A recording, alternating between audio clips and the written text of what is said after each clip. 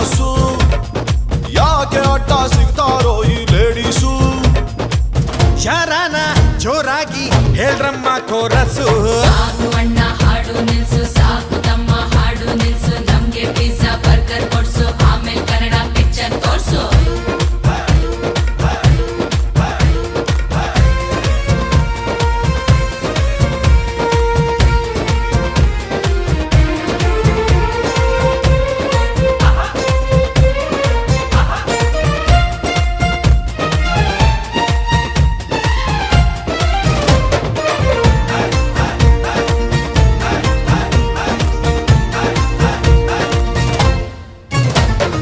ಗೆಜ್ಜೆ ಸದ್ದು ಬಂದ್ರೆ ನಾವು ಡೀಸೆಂಟ್ ಆಗೇ ಇರ್ತೀವಿ.